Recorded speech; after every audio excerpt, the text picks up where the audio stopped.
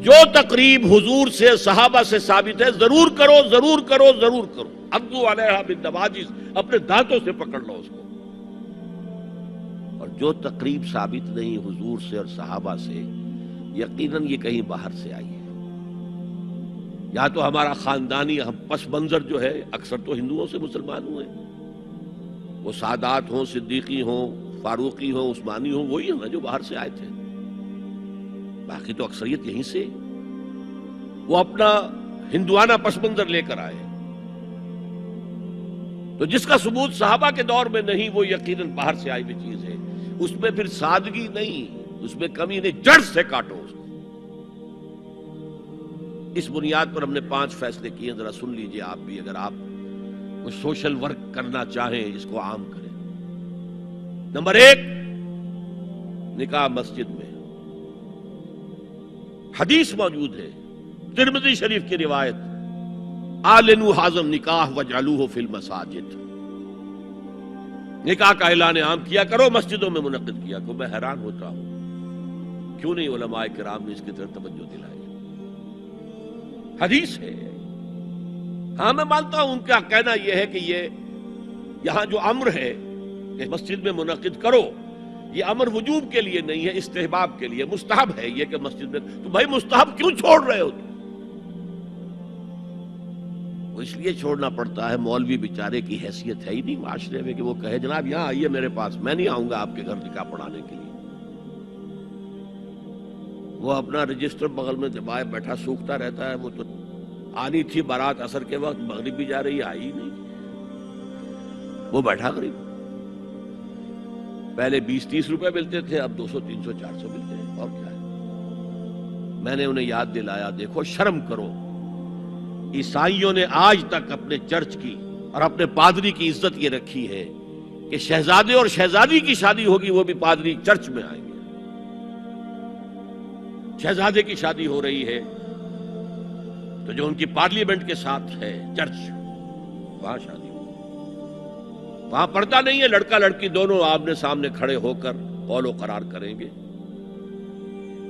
ہمارے ہاں پردہ ہے تو اس لیے لڑکی کے گھر بھی جائیں گے تو لڑکی تو محفل میں نہیں آئے گی. لڑکی کا ایک وکیل ہوگا، وہ وکیل اجازت لے کر آئے گا، 2 اس کے گواہ ہوں گے، اس کے سامنے اجازت لی گئی، پھر وہ نکاح خواہ کو اجازت دیں گے، وہ نکاح پڑھا دیں گے. پہلی بات یہ ہو گئی کہ نکاح مسجد.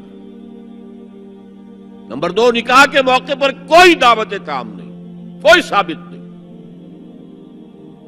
دعوت طعام صرف ایک ہے، وہ ولیمہ ہے. اور اس قدر معقول بات ہے، سب باپ اپنے سینوں پر ہاتھ رکھ کر سوچیں اور میری بات سنیں. کیا بیٹی کو گھر سے رخصت کرنے کا وقت جو ہے وہ خوشی کا وقت ہوتا ہے؟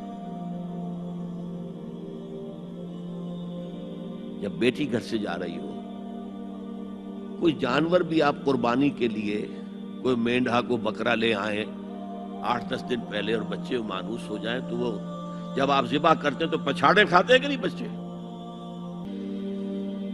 اور یہ لخت جگر ہے، نور چشم ہے، 18 20 22 برس گھر میں رہی ہے، وہ جا رہی ہے.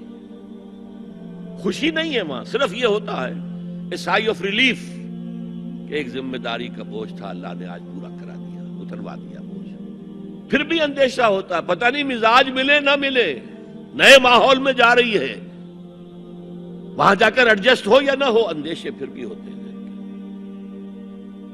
تو ان سے مرغ پلاؤ کھانا اور متنجن کھانا کوئی معقول بات نہیں. معقول بات کیا ہے؟ لڑکا، اس کا گھر آباد ہوا ہے، وہ ولیمہ کرے. اس پر باقاعدہ حدیث اولبو ولو بشاۃ، ولیمہ ضرور کرو چاہے ایک ہی بکری ہو تمہارے پاس. ذبح کرو، کاٹو، کھلاؤ گوشت اپنے دوستوں کو، احباب کو. یہاں تک کہا کہ بیسا طعام طعام الولیمہ، برا کھانا ہے ولیمے کا کہ اس میں غریبوں کو نہیں بلایا جاتا. ظاہر بات ہے مسلی کھلانے کے لیے تو ولیمہ نہیں ہوتا، اپنے احباب کو، دوستوں کو بلایا جاتا. پھر بھی میں تم سے کہتا ہوں کہ جسے ولیمے کے لیے بلایا جائے وہ اگر نہیں جائے گا تو اللہ اور اس کے رسول کے حکم کی نافرمانی کرے. تو جس رسول نے اتنی تفصیل سے حکم دیا ہو ایک دعوت کا، وہ دوسری دعوت میں بھی خیر ہوتا نہ بیان کرتا. جب نکاح مسجد میں اور کوئی دعوت طعام نہیں تو بارات کا تصور خلاص. بارات کس بلا کا نام ہے؟ قرآن میں تو کوئی ذکر ہی نہیں، عربی میں یہ لفظ ہی نہیں. اجتماعی طرفین مسجد میں ہوا، نکاح ہوا. لڑکی کو، حضرت فاطمہ کو رضی اللہ تعالی عنہا، کچھ خواتین جا کر چھوڑ آئی تھی اس حجرے میں جو ایک انصاری صحابی نے حضرت علی کو دیا تھا. ان کا تو کوئی گھر بھی نہیں تھا. کوئی حضرت علی آئے ہوں اور آ کر ودا کرا کے لے کے گئے ہوں. چوتھی چیز، جہیز کا کوئی تصور اسلام میں نہیں. خالص ہندوانہ رسم، خالص ہندوانہ رسم، خالص ہندوانہ رسم. ہندوؤں میں کیوں ہے؟ وہ اس لیے ہے، معقول بات ہے کہ لڑکی کا وراثت میں کوئی حصہ ہے ہی نہیں. وہ تو جب گھر سے نکل رہی ہے کچھ دے دلا کے رخصت کر دو. دان دہیج یہ خیرات ہے، لڑکی کا حق کوئی نہیں ہے گھر پر. اسلام میں تو لڑکی وارث ہے. والد فوت ہوں گے، وراثت تقسیم ہوگی. والدہ فوت ہوگی، کوئی ان کی ہے ملکیت، وہ تقسیم ہوگی. شادی کے موقع پر کوئی جہیز اسلام میں نہیں، قطعاً نہیں. غلطی سے حضرت فاطمہ کے جہیز کو جہیز کہہ دیا گیا. وہ جہیز کیا تھا؟ ایک پیسہ بھی حضور کے اپنی جیب سے نہیں تھا. اس شادی میں خاص بات کیا تھی کہ دولہا کے ولی بھی حضور ہی ہے. اور کون ہے؟ علی کا کون تھا مدینے میں؟ اور دلہن کے والد بھی حضور ہیں. اب حضور پوچھتے ہیں حضرت علی سے، تمہارے پاس مہر دینے کے لیے کچھ ہے؟ عرض کیا میرے پاس تو کچھ نہیں. وہ فقراء صحابہ میں سے تھے. فرمایا مہر تو دینا ہے، تمہارے پاس ایک زرہ ہوتی تھی؟ جی ہاں زرہ تو ہے. انہوں نے یہ سمجھا زرہ تو جہاد کے لیے ہے، کوئی وہ دولت تو نہیں ہے. فرمایا جاؤ اسے بیچو یا گروی رکھ کے قرض لے کر آؤ. وہ گئے، حضرت عثمان نے خرید لی اور کچھ دنوں کے بعد واپس کر دی ہدیتاً. یہ زرہ میں ہدیہ آپ کو کر رہا ہوں. اس وقت اگر کہتے چھوڑو علی، کہاں تو لو میں پیسے دے دیتا ہوں تمہیں، تو ان کی طبیعت پر بار ہوتا.